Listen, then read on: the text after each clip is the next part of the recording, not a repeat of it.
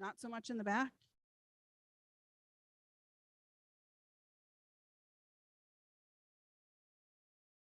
So Culinary was gracious enough to make some cookies and make some coffee and have some water. So obviously help yourself to that. That's it, Scott, right up front. All right.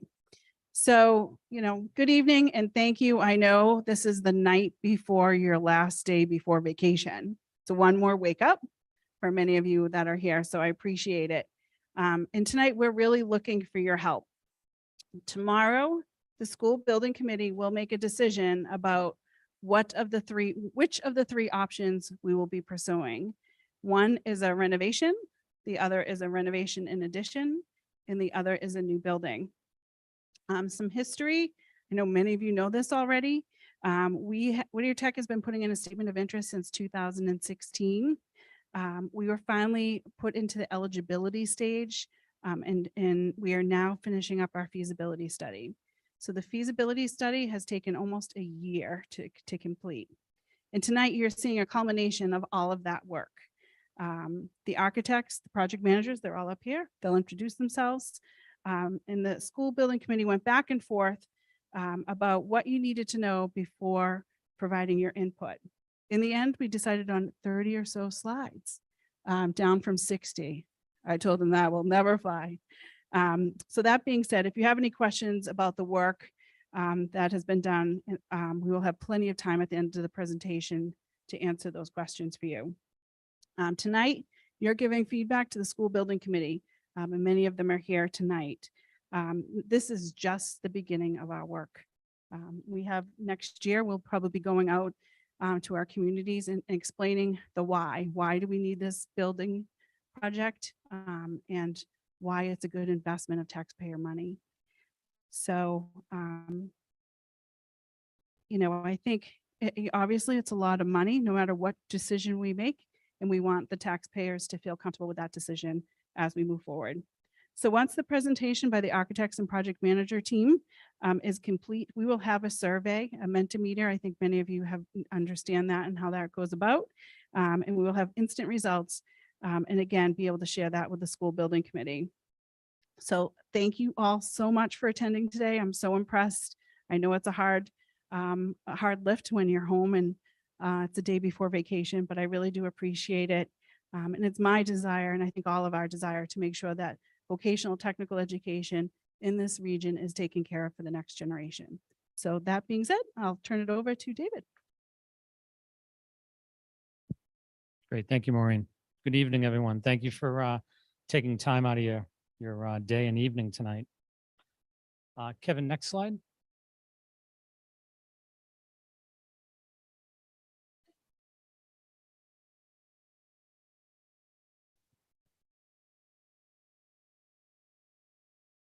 Thank you. This is just a composition of the Whittier Tech School Committee and the Building Committee, and I want to thank everyone that's identified here for all of the hard work that they have put in over the last year. So my name is David Saint, and I'm the OPM for the project, the Owner's Project Manager with Left Field. Next slide, please. I'm going to just introduce quickly the composition of the team. And I just ask if the team members could raise their hands so they have a name with the face. So we have, excuse me. We have Doug Roberts, is the principal in charge from JCJ. Alicia Caratano, the project manager from JCJ. We have Jim LaPosta, the director of design for JCJ, and Jeffrey Elliott, the project designer for JCJ. Two members that are not here, unfortunately, are Eric Hagstrom and Emily Zarnecki. I'm David Sandin, obviously, and then James Reefstall, the project manager from Left Field. So tonight, we went obviously through the team introductions. I'm going to spend 2 minutes on a slide for the MSBA process, project timeline, milestones, basically where we were, where we are, where we're going. And then Jim LaPosta is going to walk through the existing conditions of the site. Alicia Caratano is going to go through the existing conditions of the facility.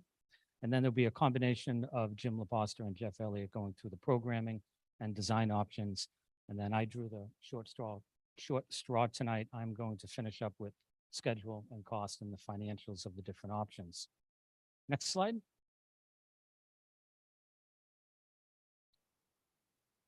So the project milestones here, this is basically a year by year journey of where you have been, where you are today, and where you're going. And as Maureen Lynch indicated, this project started way back in 2016, and it took 5 years of submissions of statement of interest to the MSBA. And let me just talk a little bit about the MSBA, because for the people in the audience that may not know the MSBA is the Mass School Building Authority. It's a quasi-independent agency that it was established by the Commonwealth the end of 2024, early 2004, early 2005. I've been doing work with the MSBA since its inception, and they take a penny of a penny of every dollar of the sales tax, and they collect all the pennies. So they have a lot of penny collection. They then distribute that funding to towns and cities and districts for school projects. And it's a very competitive process. It's based on need. It took Whittier Tech 5 years to get into the capital pipeline. Some projects have spent 10 years trying to get in. Some projects have gotten in, the project has failed, and then it's taken them another 10 years to get into the pipeline. So I always tell clients, if you're in the pipeline, consider it a gift. Fast forward from 2021, when Whittier Tech was brought into the eligibility period, to 2023. Actually, when the project team was completely formed and JCJ was brought on board, there's been 16 public meetings from when JCJ was brought on board to today. We're going to be submitting the preferred schematic report in the next couple of weeks with the MSBA, and that is what Maureen indicated. We're going to be telling the MSBA, informing them what our preferred option will be. We'll then go through a robust schematic design process that will be submitted to the MSBA in October of this year. We're slated to get approval from the MSBA in December of this year, and then approvals with the 11 partnering communities of Whittier Tech in the spring of 24. Next slide. And I'll pass it along to Doug. Thanks, David. He's mentioned MSBA quite a bit. They have developed a very rigorous and deliberate program so that they are as good stewards of the taxpayers' dollars. They're making sure that the money is being appropriately spent to make sure that we're delivering education in the Commonwealth for the benefit of all the students in their communities. We have 3 major deliverables within the first phase of the project before it goes to the voters for approval. The first was a preliminary design program. That is where we actually work with the school building committee and the district to make sure that we have the right size school. The district defines what programs you want to deliver and how you want to deliver them. And that becomes our baseline for every decision that the school committee makes as we move through this process. You'll note that there are the different types of projects that Maureen described. We're required to look at a code upgrade of the building itself. Then we're also required to study ad reno solutions as well as new construction. The important takeaway from the preliminary design program was the school building committee had the option to consider 2 enrollments. One was 1,280 students, that is equal to what you have today, or one was expanded to 1,400 students. In the interest of delivering the education and having an appropriately sized school for the 11 member communities, school building committee decided to stay with the 1,280 student school. Once that was decided, which of those options were preferred by the committee, we were then tasked with looking at the preferred schematic, which was described earlier. That's starting looking at the adjacencies of those spaces that were defined at PDP and coming up with a template for the school, a footprint, if you will. So again, today, you will hear in our presentation, our code upgrade. That's simply meeting all the deficiencies of the existing school. Alicia will go into detail of what that entails. And then we studied an ad reno scheme. And then we had 2 new construction options to look at. Once that's approved by the school building committee, meeting tomorrow, we then will submit that to MSBA for their review and approval. And and then they'll authorize us to go into schematic design. Next slide, please. Thanks, Doug. So in addition to the building, we've been talking a lot about the building. We also have to look at the site, the grounds and the land around it. So what you're seeing up here is is what you have now. So those of you who are here every day know the site, but until you've really looked at it, sometimes you may not know it as well as you think. So this is your total property. What's interesting about it is in the 160 some odd acres, it's not all contiguous. So there's some land across the street. There's some land across some easements. We have to consider all of it. And obviously you're up against I-495. We go to the next slide. Thank you. One of the things that we want to make sure we understand is where we can build on the site, because that's going to drive cost. It's going to drive solutions. What we're showing here with the existing building in white in the center is that you have a lot of steep land. So there are places on this property that really aren't going to be either possible to build because they're wetlands that you drive by on the way in, or very steep and therefore very expensive. So we go to the next slide. We then look at where we could build on your current site, and we know you're not moving to a different piece of land, so we're going to stay here. The area in yellow and orange show the area that's a really kind of available, that's reasonable for us to build on. And what we'll share with you the rest of the evening are the options that can be fit in these areas. And those all are just a little bit different. They have pluses and minuses, but as you can see in all of these, we're leaving the new stadium alone and everything works around it because of the investment that's been made in the stadium. That would stay, but anywhere else that's either where the building is now or in yellow or orange, we'll be looking at and sharing with you tonight some of the options that are being studied and that will be considered tomorrow by the building committee. I keep looking down here. Next slide.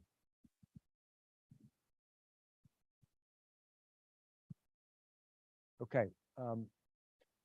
Very briefly, this is the existing site.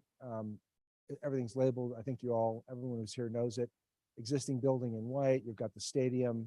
You've got ball fields, parking, and then a whole variety of traffic issues that we'll get into as we go through this. I see a lot of heads shaking and nodding yes, so I think we got that one right. But there are a lot of traffic issues, and the solutions we'll be sharing tonight, we'll be looking at solving those traffic, parking, ball field issues, as well as the building issues. Next slide. So now we're going to talk a little bit about the building that you're in. Hi, everyone. Last summer, the design team did a thorough survey of the existing site and the building. And when we got here, I've got to be honest, the first thing that we all said was, this place looks fantastic, because the Whittier team has taken such great care of it. But once we got in and started looking behind the curtain, we came to understand the incredible job that they've done taking care of a very, very tired old building. So the intent of our survey was to look at the following things. This code repair would look at what code deficiencies there were relative to existing building codes, what repairs needed to be made to the building, and what systems needed to be replaced. So at the very top of the list, the most important thing that needed to be taken care of was the fact that the existing building here is not sprinklered. And the authorities having jurisdiction in the city of Haverhill have made it very, very clear that nothing can be done in this building until a sprinkler system is installed. The other thing that we found is some of the building systems, such as the mechanical and the electrical, were just tired and needed to be replaced. And there were some code deficiencies with things such as the emergency power and the fire alarm. Things like the existing plumbing fixtures are the old type that aren't water conserving and use a lot of water. So we found out a lot of things, but the one thing we couldn't figure out was how the culinary staff here managed to make such delicious meals for us all at the Poets Inn with such tired old food service equipment. And then finally, relative to the building envelope, it is not watertight, it's not airtight or energy efficient. And what that means to all of you is it costs a lot to operate the systems in the building. So we also found out some things that weren't just the technical things I reported on, but have to do with some challenges in the existing building that actually impede the educational delivery. So we have some examples here of what those are. We can see pictures of stairs that pose accessibility challenges for some students. There are some vocational shops that you can see, like this one that's dark, that has no natural light. And not only that, but they don't have access to loading that's required for the program. The large carpentry shop is excessively oversized for the current Massachusetts Department of Education standards. And so what that means is, although it's a wonderful space, it's compromising the space that's available for other programs that need it. On the right, you can see the space that we walked in when we came into the building. It's a 3-story open atrium, and that has issues that comply with current code.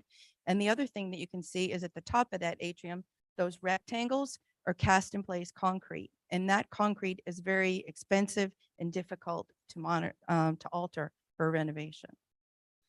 We can see that the room with the steps was previously a music room that had to be repurposed because the school needed space for core academic programs. In addition, those tiers are not handicap accessible. On the right, we see now an academic classroom that, again, does not have natural light, and we know that's not a pleasant space to learn. And then the library, or media center as we call it, it was built in the 70s as an open plan concept. And so that is open to the tier of the corridor and the lockers upstairs, which means there's no acoustical privacy, and it's very difficult to study in the library. You can also see some temporary partitions in there where the school has had to make do with temporary offices in there that also have no acoustical privacy. And finally, on the right, you can see an example of some of the very inefficient circulation.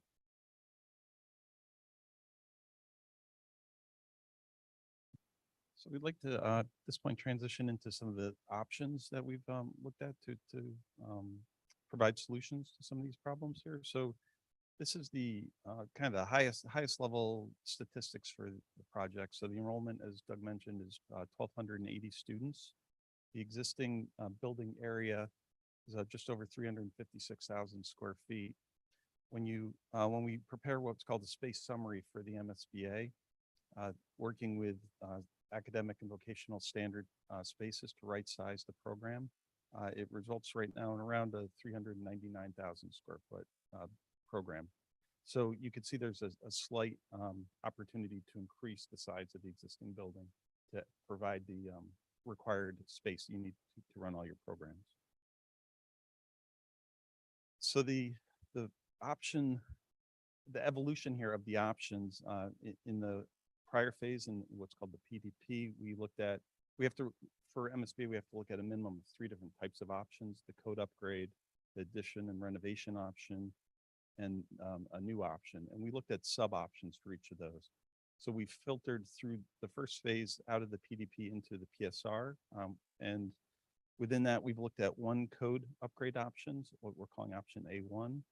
There's 1 addition and renovation option, which we're calling A2.2.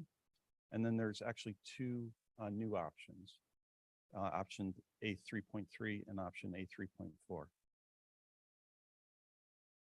So the summary of the code repair is that big picture would stay within the existing 356,000 square feet. So you're not increasing the size of the building at all.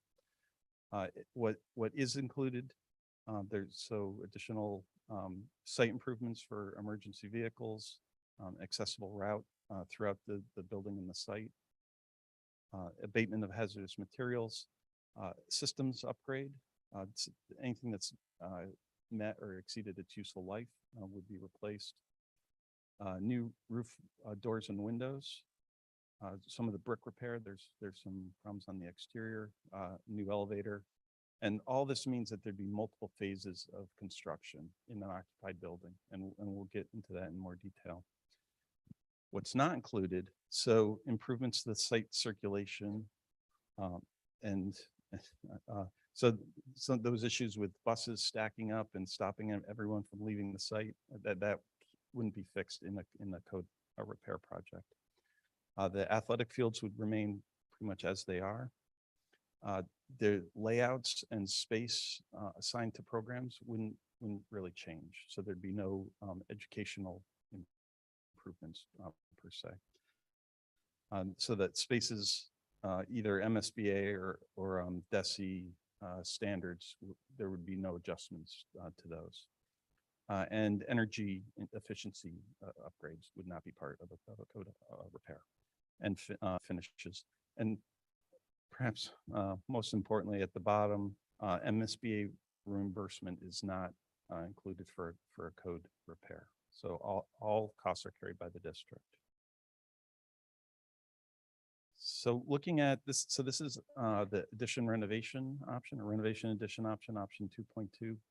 And the site plan, so the existing building is in white, and so the big picture here is that the bus circulation, which now goes down along the access drive to that south parking lot, would be reversed. And you can see that on the top of the screen in a orange dotted line. So it would separate buses from all other car traffic. So students, staff, visitors would come in and take a left, buses would take a right, and they'd be separated. So the site will work more efficiently and it'll be safer. All the athletic fields will be laid out with the proper solar orientation, and we'll remove the overlap between some of the fields now which share an infield and create some scheduling issues. And there'll be a new emergency access. Right now, there's only a single point of access onto the site. Down at the bottom of the page with the number 7 there, creating an access to Country Bridge Road for emergency use only. That wouldn't be a typical day-to-day use by people coming onto the site. And the additions and the additions are shown in blue. If we can go to the next slide. This is an aerial view, a bird's eye as you fly onto the site, and you could see those additions to the existing building. And the building is located pretty much the experience as you see it now. So you come onto the site and the building is right in front of you. And the athletic fields are further down the existing stadium to remain, and the fields beyond. So kind of the next. And this shows some of the locations of the additions and renovations. So there's 3 additional locations, and we've paired those with how someone would interact with the building. At the main entry, there's a small addition. The customer entry, there's another small addition. And then the largest addition houses the auditorium, and that's located off of that central hub of the school, that atrium. The renovation scope would include all those things in the code upgrade that weren't included. So you would get program enhancements. We'd right size the building and the educational needs of the program within it.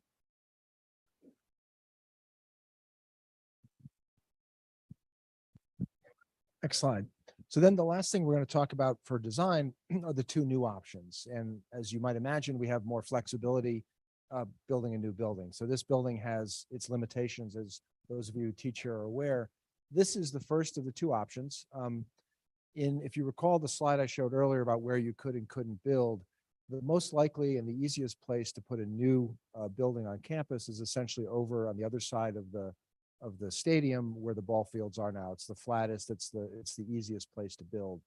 So in this scheme and the next one, the phasing would be build an entire new school on the other side of the stadium while you teach here, move over when that's finished, and then come back over here, tear this, then come back here with the constructor, tear it down and build new ball fields on this site. So you kind of do a flip-flop. Big picture, that's what both of these schemes do. So if you look at the drawing that's up on this screen, you're still coming in from the top in the entry drive. In this case, buses, we're solving the bus issue by bringing buses again to the right, up all the way around to the new school building, and parents and visitors go straight down where numbers 8 and 9 are. This is great, thank you. Down in that location. And parking, the main parking area is down there, which is now would be right outside the front door instead of down the hill and around the corner. So the front door would be roughly where number 9 is. All the visitor parking, most of the parking would be there. Around the back of the building, you would have service drives and access to shops. To the far lower right, where you see the numbers 5 and 6, all of the bus parking, bus service, kind of site facilities needs will all be located in a new area down there. And then if we go up to the ball field area, we'd have all new ball fields appropriately laid out with proper solar orientation. There'd be some parking up there near the fields. Some of that would serve the school during the day. Some of it would be available for the needs of the ball fields on the after school and weekends. Go to the next slide, please. So this gives you again an aerial view from the same direction as before. So in the lower right, that's the entry drive with a new entry. You can see where the buses would go off to the right. The ball fields would be terraced. That's why you see that shadow line. As we pointed out, this is not a flat site by any means. So you'd have some walls and terracing, but we can fit the ball fields in. You can see the new school kind of beyond the track and field. So you come in, see the ball fields first, and then eventually come down to the new school building. Go to the next slide. This first scheme we're talking about is laid out with a series of fingers. It's a 3-story building. So what you're looking at are fingers that would contain most of the technical spaces. The area in blue would be all of the community spaces located closest to the parking. So you could use part of the school in the evenings for events like this without opening the entire building. And then we call it the 2 courtyard scheme because there's a community courtyard, which could be for outdoor dining, outdoor classes, events like that. And then the Votech courtyard, which might be for storage of materials, access to shops, kind of more heavy duty, kind of dirtier work over there. So you would have outdoor spaces. And then on the right-hand side, you're seeing this idea of, again, a central gathering space inside and very simple circulation so that you have good supervision and good travel times around the building. Go to the next one. So that last scheme, we really kind of started with the program and built it up into and saw how we could make the best use of the site. We also wanted to think about energy efficiency and think about looking at a new building where solar access and perhaps energy thoughts about energy efficiency might design the building from the outside in. And that's what this scheme is. So in this scheme, the site is the same as what we described before in terms of parking, buses, and approach. The only thing different is the footprint of the building in white. If we go to the next slide, that may show it better. So in this case, what we did was align all of the classroom bars due east-west because theoretically that's the best solar access. So we wanted to test that assumption to see if that made any difference for operations or layout of the building. On this site, if we go to the next slide, please, on this site, what happens is the building becomes very compact because we don't have enough site to really spread it out in a way to make it super efficient. But we wanted to test that. It's the same program, but it's a 4-story building because we have a little bit less area to work with when you put this restriction on yourself of everything being east-west, north-south to try to maximize solar exposure. So we go to the next slide. We ran some models, some solar models to test these two. And this is one of the things the MSBA asks us to look at is sustainability, solar orientation, cost of operation. It's a very high level. On the left-hand scheme and the right-hand scheme, as it turns out, because of the way this site is oriented and the way the building had to fit on it, the right-hand scheme, the one that is perhaps better optimized, is actually going to be more expensive in terms of energy use. Everything you see in yellow is good.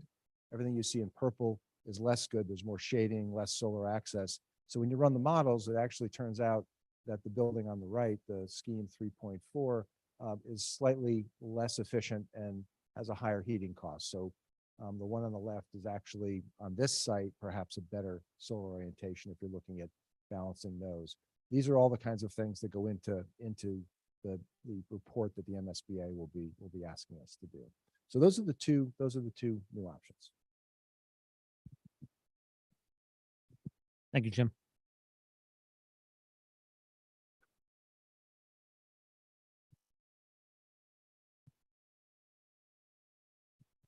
One clarification I wanted to make where Jeff was commenting that the MSBA would not participate in the code upgrade. I wanted to clarify the reason why the MSBA would not participate in a code upgrade is that the code upgrade does not meet the educational program established by Whittier Tech. So I don't want takeaway from this meeting to be the MSBA doesn't participate in the code upgrade. It's the MSBA will not participate in any option that does not meet the delivery of education for Whittier Tech. So what we have here is a Gantt chart, which is basically a timeline. And we superimposed all of the different options. So we have a code upgrade, the addition renovation, and then the new construction. And we only have one bar chart for the new construction because the two new options would have the same phasing, the same schedule. In the next few slides, we have this broken down, but the big takeaway for this slide is that the code upgrade and the addition renovation, you have about 102 plus or minus months. With the new construction, from shovel in the ground to occupancy, 42 months, and then roughly about, another year for the project completion, the abatement, the demolition, the site restoration in the fields. Next slide.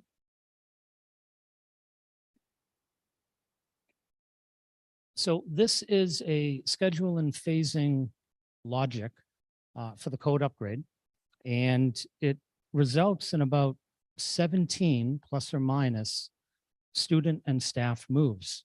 So what this would mean is the students and staff would relocate from either academics or their shop into modular classrooms for academics, or a pre-engineered, prefabricated temp facility to house the shop operations.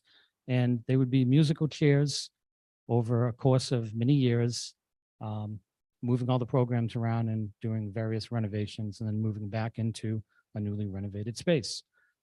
I've actually did this once in my career many years ago on a 420,000 square foot high school. It can be done. It's not an enjoyable journey. Next slide. This is how it would map out for the addition renovation. It's actually a little bit longer because the renovation is a lot more robust because you're doing a lot more demolition, selective demolition, that is, and because you're actually accommodating the program for Whittier Tech. But it's the same concept. Instead of 17 moves, you'd have roughly 23 plus or minus. And I've indicated that if you had 5 different people look at this logic, I'm sure someone could come up with a solution with 15 moves, and someone may come up with a solution and it might be 25 moves, but I can guarantee you no one's going to come up with a solution for a renovation to have it done in 42 months. Next slide. So this is the schedule and the phasing for either of the 2 new options, either the optimized solar or what I'm going to call the dual courtyard option. And basically, Whittier Tech continues to operate unaffected by the new school, by the construction of the new school, that is. Shovel in the ground. 42 months later, there is one single move that would take place in the summer of 2028. Next slide. So this is a qualitative evaluation analysis that was done. It's got 5 major and 23 subcategories of criteria that was established by the building committee. The numbers that you see here, consider this an interim scoring ranking of the 4 options. As we indicated early in this presentation, the building committee is meeting tomorrow at 10 o'clock, and they're going to be finalizing their scoring and ranking and determining what is the preferred option for us to submit to the MSBA in early March.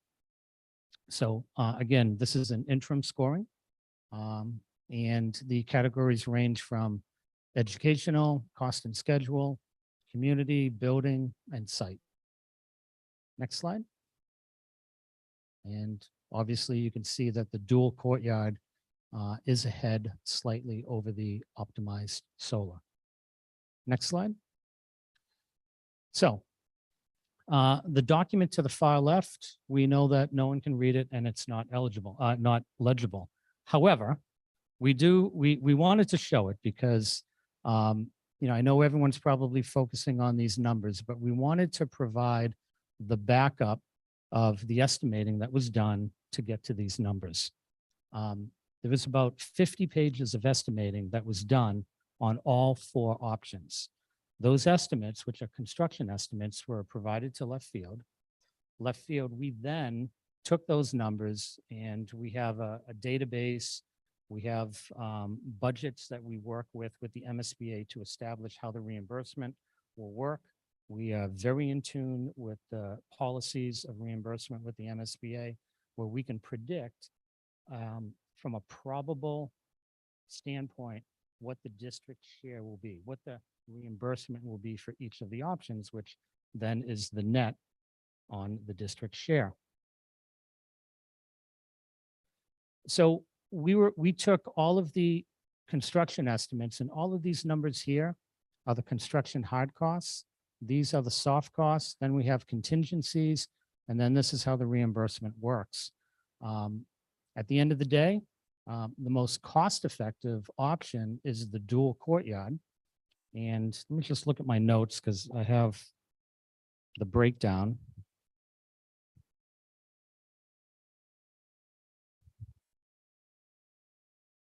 So the delta between the dual courtyard to the optimized solar, the dual courtyard is about $3 million more cost effective. And that is both for total project cost and reimbursement. And I'll get into some of the reasons why, but there's about a $39 million delta between the dual courtyard to the addition renovation.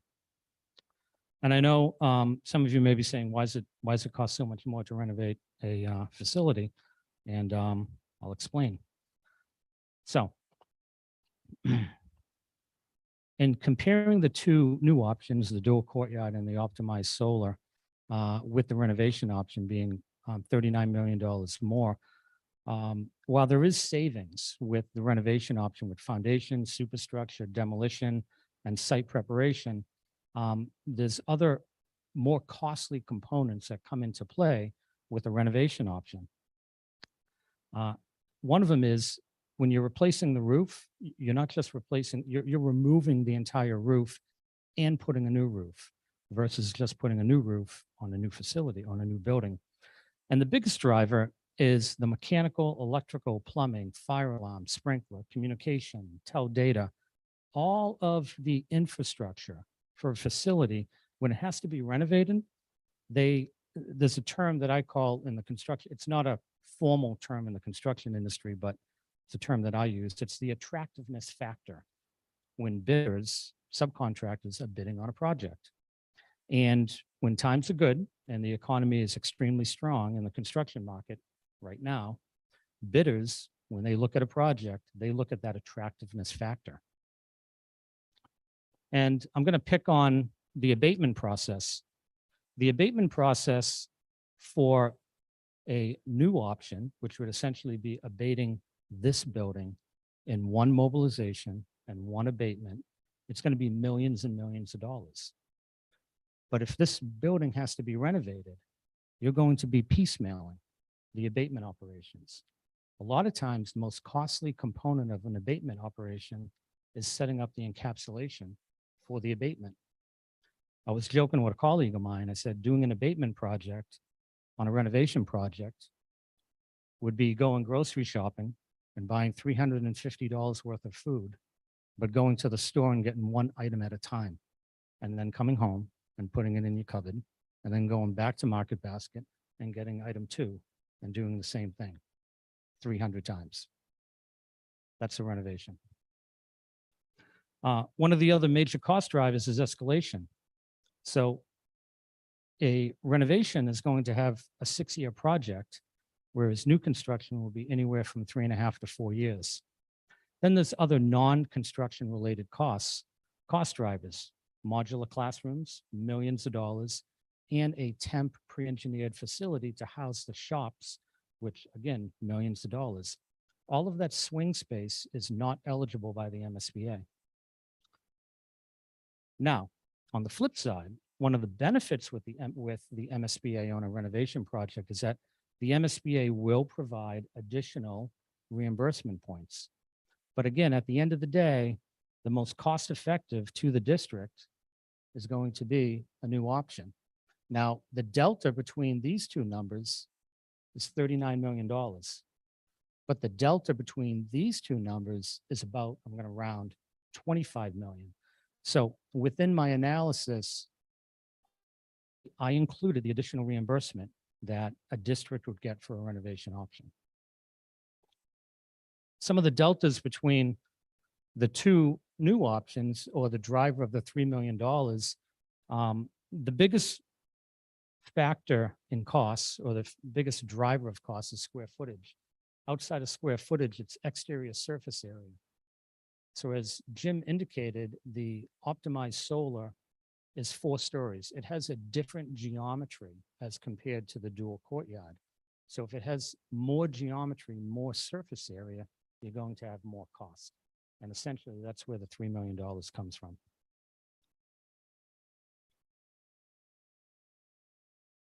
And then next steps, tomorrow at 10 o'clock, the school building committee will be meeting to vote on the preferred option. And then early in March, we'll be submitting the schematic report to the MSBA. And then we'll have a facilities assessment subcommittee meeting with the MSBA at some point in the next month. And then fast forward, schematic design will be submitted to the MSBA in October, approval in December, and then approvals in spring of next year. And I know we went through 37 slides really at a fast pace. They were all numbered. If you have any questions, we can go back to any slide. And this entire slide deck, plus some additional backup slides, will be on the website probably in the next couple of days. So we'll open it up to questions.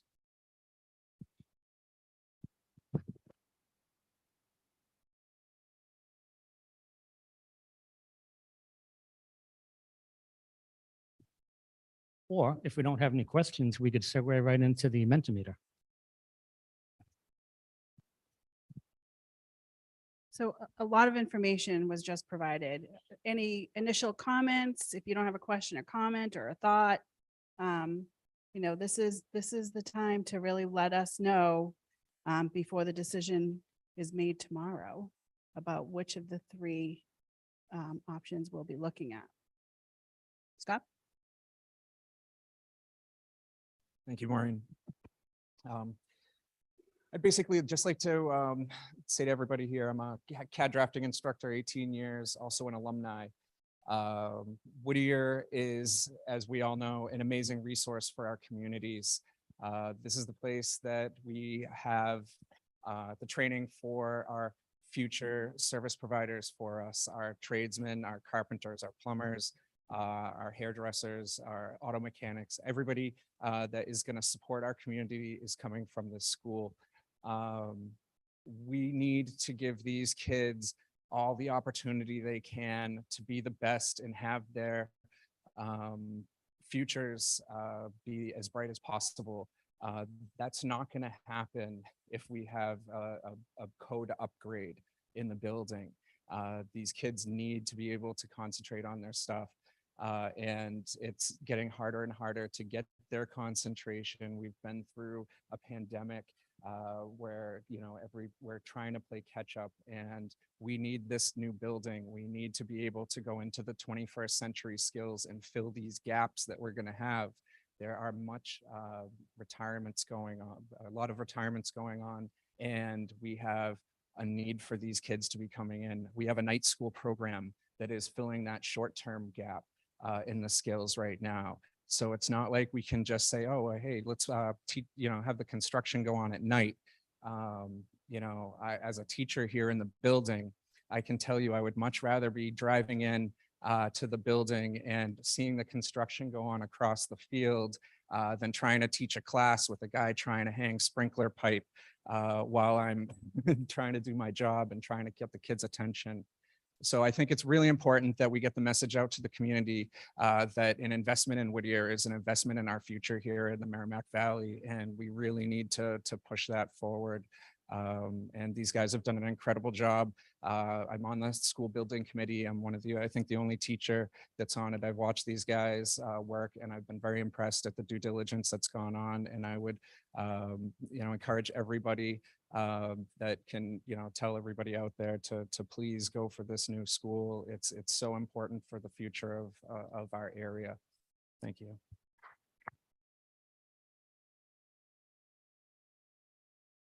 That's great, Scott.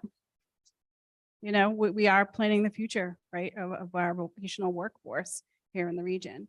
Any other comments? No? Wow, you're all so quiet. I know he did a really good job, right? Okay, so we're going to do a Mentimeter. Kevin.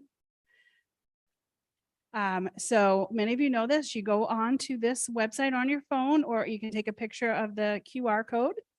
And we're going to ask a few questions. So if everyone can do that, And we'll get some real-time information to share with the building committee if you're too shy to speak today.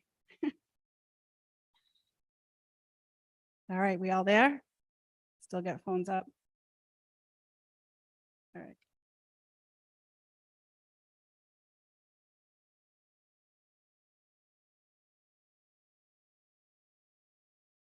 All right. I think we're good. Oh, no. Okay. Anyone need more time? Raise your hand. Oh, the administration, great. Okay.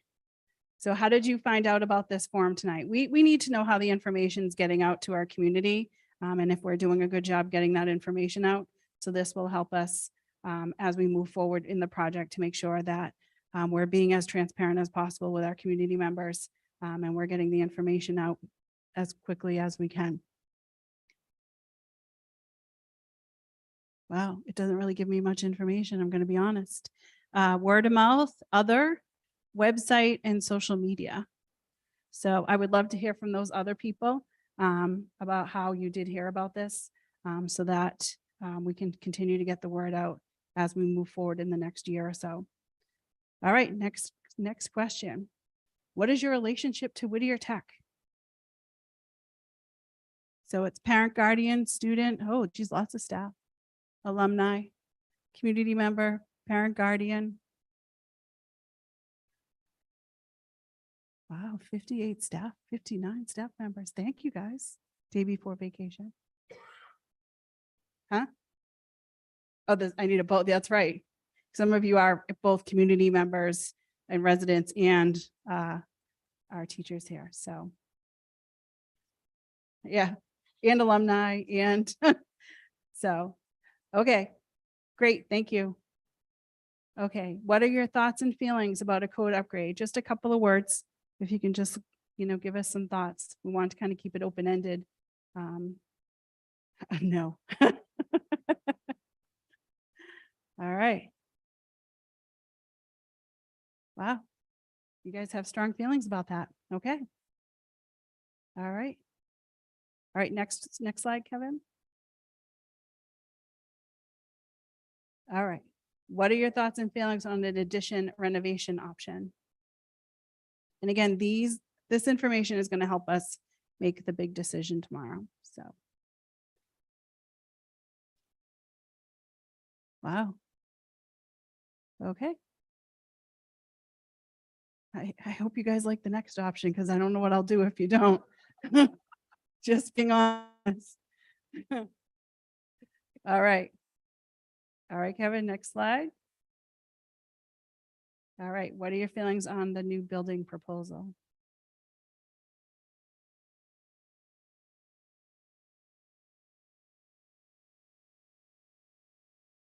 All right.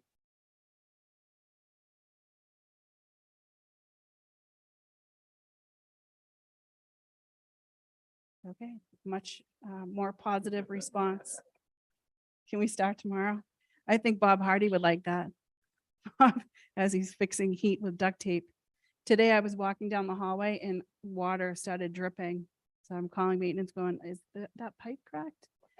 Oh yeah, but we'll fix that. We have a way to do that. I'm like, oh, okay. I guess it's not duct tape, it's Gorilla tape. Okay. All right, Kevin, next option. So I think this is pretty clear. After viewing the 3 proposed options, please rank them in preference of order.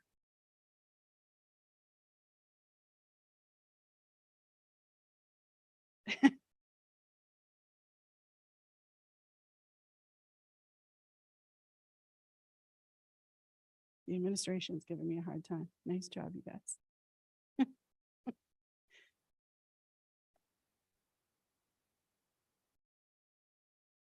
All right. Well, it doesn't seem close. All right. I think that's it, Kevin, isn't it? Oh, there's one more, he tells me. Okay, yes. What would you like the school building to know as we consider the next the 3 options? Quick word or two. start tomorrow, I heard.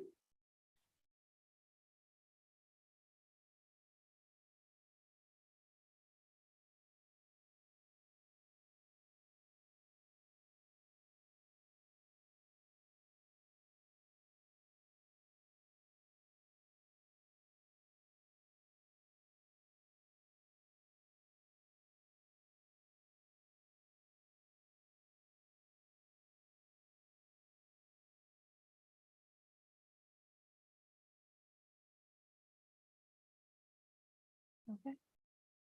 Right, there's some concerns about the fields. But overall, it's really about the new building is the preference. All right. All right, are there any additional comments or anything anyone would like to share at this point? Tomorrow's a big day for us. Go ahead, Tia. I think it's working.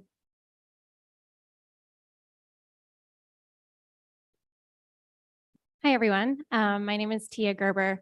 I'm the proud director of community partnerships here at Whittier Tech, and I'm an even prouder or more proud. Who knows? I'm up in front of people, so that nervous speaking thing. Alumni of Whittier Tech. I can tell you that I speak with students on a daily basis who are not only high school students, but are adults. When administration and other folks tell you that the lights are always on here, the lights are always on here. So I have the pleasure of being here not only during the day, but also in the evening. And I can tell you that lives are changed here at Whittier Tech. Our students, we have so many staff here. I think it's a testament to showing that they believe that Whittier is the answer for so many of our kids in all of our communities. But also I have the pleasure of seeing adults who are coming here at night to change careers, to start their careers, and really to have a brighter future. So I would love to see my child and maybe future children have the ability to attend a place as wonderful as Whittier by having a new building and new opportunities, and to see all of my fellow alumni and their families as well.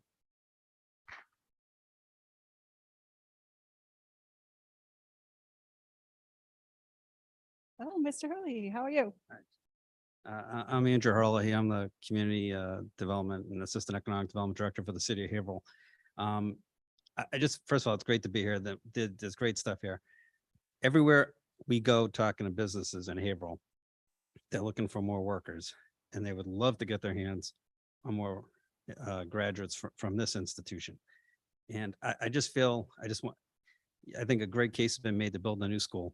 If you're going to build a new school, I hope you strongly consider adding to the student capacity of this building, of this facility, of this institution. We have a desperate need for it in our employer community and in our economy. We would love to get more Haverhill students in here, but we need more of these students in all of our places. They're building a new Northeast Voc, and they're adding seats. They're adding students with that project. I think it would be a massive missed opportunity to keep this school the same size if you're going to go through the whole bother of building a brand new school, which I think a good case has been made for. So that would be my advice. If you're going to do this, let's deal with the capacity problems that we see. Thank you.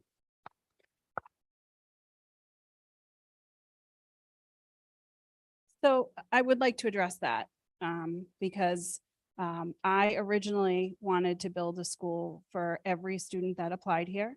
We would have a school of 2,400 students. Desi told me no way. So then I went down to 1,800. They said, you're still funny, Maureen. No. And then we agreed on 1,400. So that would be 120 more students here at Whittier. As we were going through this process of feasibility, the capital cost for adding 120 students, I think would be a detriment for us getting this building passed. Additionally, right? So when you have the capital cost of $50 million, let's just say 50 million, but it was significant. It might have been even 60 million by the time it was all done. $60 million to our communities, plus the additional assessment of 120 more students. That would bankrupt some of our cities and towns. They already, when we say you're up 5 students, they say, how are we going to do that? It's not true in Haverhill, but it is true in the 10 other cities and towns that we work with.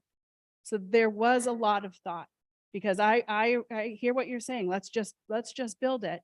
But it would, Haverhill is the only city or town that their school age population is growing. The other 10 cities and towns, the school age children is declining. So we'll be making bigger. Their schools they're already struggling for students. It would be a hindrance for us passing this building. So I hope that explains kind of the reasoning that the school building had as we were making this decision. Sure. Both new options have real estate, we'll say, within the design for future expansion, whatever the future may hold. Excuse me? So with the two new options within the real estate of the site, there's an empty area where the building expanded. They could be an addition 15 years from now.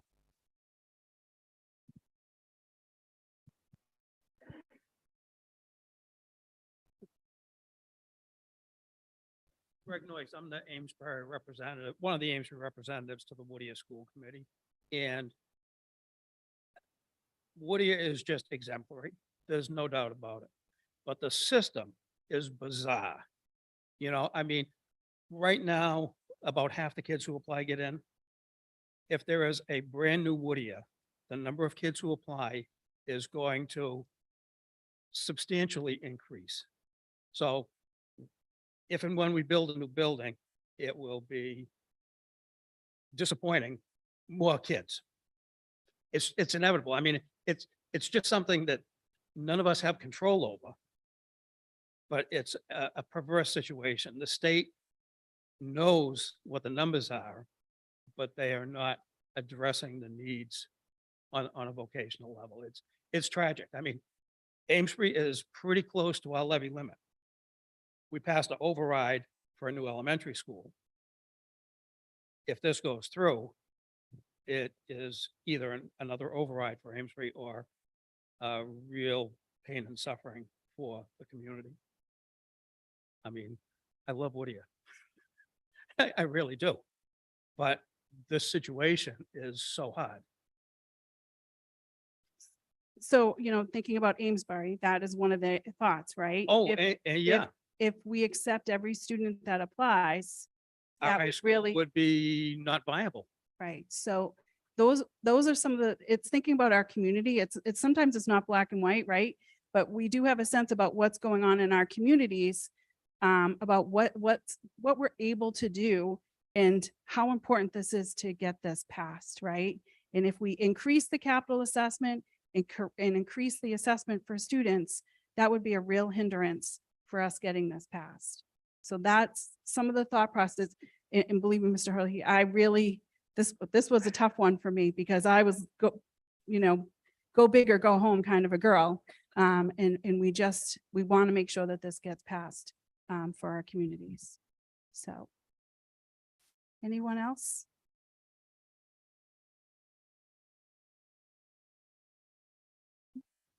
Mr. Palmer.